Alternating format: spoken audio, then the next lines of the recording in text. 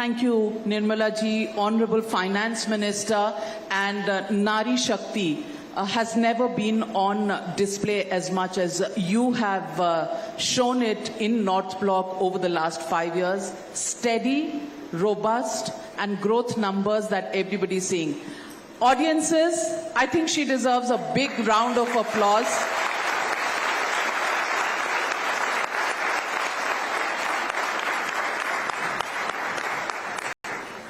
Ms. Sitharaman, in the recent budget session, we did discuss a lot about the economy and the budget. But right now, we are in the throes of the political session. And elections have been announced. Many are saying 400 Paar is now just kids' play for the BJP, simply because you're actually taking leaders from every political party. 2 chief ministers are in jail, and accounts of the largest national opposition party have been frozen. At this rate, maybe 543 all to the BJP. We are not taking people, we are welcoming them. The doors are open. Welcome. And on the tax bit, if taxmen can ask you for payments from you, the claims which have been made, the assessee, you or I, will have to pay it, so is the party if it has violated that exemption which is given to them. As a political party, well, you file your assessments, you don't pay a tax. But you have not filed an assessment. And it is not just overnight. It's been going on from 21. You went to one court, the court said, pay it up. The second court, pay it up. Appeal, pay it up. No way have they said the IT was wrong in coming to you. Then you accept to pay some money. The entire amount which is levied on you, interest, penalty, all inclusive, you don't pay. You just pay a bit, and again another bit. And then suddenly you think, oh, let me go to the court again. But suddenly elections are on, so you think best is to make political capital out of it. No. In fact, somebody was joking to me. One of the arguments which they put before the court and also in the media was, how are we to fight elections? All this money has been taken away. They should ask each one of their MLAs whose houses are full of cash. Did ED go and raid some of them? They should actually give the money back. And even, sorry, you can always say, oh, finance minister is talking like this, irresponsible. Is she a political leader or a finance minister? The money which was taken from the party towards National Herald can be given back to the party. Use it. So this is such a frivolous, but for a national party which has governed this country, you want to spend time on this, pay up your due, get going with your work, set an example for the taxpayers of the country. But this is not political vendetta. Absolutely not. From 21 and 3-4 courts, the appeal court, the high court, the IT, everybody, they could have said it, saying there's no case made out. The tax authority should step back. None of them has said that. So it's not just me. There is a case made out, they have to pay the tax. So let me ask you, when Hemant Soren is targeted, as the opposition says, he steps down. Mr. Arvind Kejriwal, tormented by the extortion directorate, as the enforcement directorate is being called. Isn't this undue pressure on political parties at the time of elections? And does this necessarily encourage free and fair polls? Because you have an unfair advantage of being in the seat of power and putting everybody else on the back foot. Navika, just as you say free and fair, would you please add law-abiding? 8 summons. 8 summons.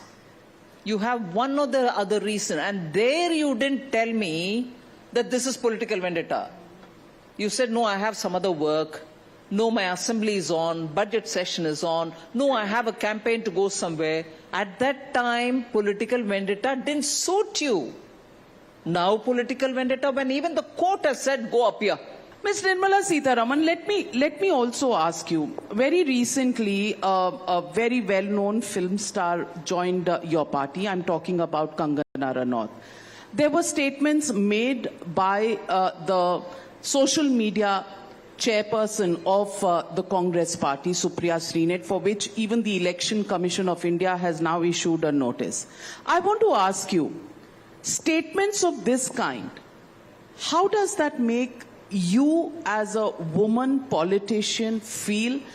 Is this an easy statement to make about an actor, or is this a bit of a mindset issue where women are at the receiving end? It is a mindset issue. It is also readily thrown at people who come from the theatre or the film industry. And every time I hear it, I really feel awkward. Sometimes I come out openly, sometimes I don't, but I do feel awkward. And it is outrageous when people in similar fields, meaning today in politics, similar in politics, are the ones who come in to comment like this. At least once you are in politics, you know you represent people's aspirations. You serve that cause. You would be reticent much before you come out with such comments. It doesn't come well, or it doesn't go well with leaders who are in public life. Certainly, oh, is it all right if somebody else does it? No, it's not all right. But this has an impact on so many people who watch you, who follow you, who are associated with the party, who think this is my leadership. We just can't afford that kind of a statement. And I'm not reserving this comment only because this person is a Congress person. Any party. I think it's high time in India immediately such a person is made to apologize unconditionally, irrespective of party. I don't reserve it to some party and not to my party, wherever it comes from. It's abhorrent. We should reject it. And she says that you have given her stepmotherly treatment. You don't give funds to states. And this is something that comes from the DMK government in Tamil Nadu. It comes from Bengal. It comes from all states ruled by opposition parties, that the center, the finance ministry, is not giving them funds that are due to them. Well, not all states. Orissa doesn't tell you that. वो तो आपके दोस्त हैं ना. Andhra Pradesh doesn't tell you Alliance that. हो रहा था, नहीं हुआ, हो जाएगा, नहीं होगा, मतलब they are in that. But even then, there are also states which are, I mean, they are ruled by their parties, not by BJP. They are not an open alliance with it. One. And second, I would want this to be proved by any state, all those you've listed out, saying I have denied them their due funds without legitimate reasons. You don't give me audited certificates. You don't give me utilization certificate. In West Bengal particularly, teams both of the center and the state went together to the field to check if there has been any leakage. Together they've come back to say, yes, there has been leakage and this is the number. You would correct it and then come back to me to say, therefore, this much has got to be given and not that much which I claimed earlier. It wasn't just the central team. Simultaneously, together, you had the state team going together to village after village and proving they have given it to people who did not exist in the village. Now, because you're asking me so much in detail, let me tell you further. And they didn't find these people, but monies have been paid. So it was required for them to get those monies back and say, yes, money has been retrieved from non-existing individuals to whom it went. Then send me a utilization certificate, post which I will give them what is additionally due thereafter. You know what Bengal did? And I'm sure many of you all will immediately see why that is unacceptable. The monies were not retrieved from the ground. But the government's treasury in West Bengal made up for that money. In other words, a double whammy.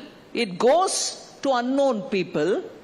You didn't retrieve them in spite of these two teams officially going and identifying, saying, no, this much of pilferage has happened. You don't retrieve the money. On the contrary, because you know you can't retrieve it, you're filling it up with additional money, taxpayers' money, and saying, no, all right, you take this as retrieved. Where did it come from? From the treasury again. So, anyay ke upar anyay.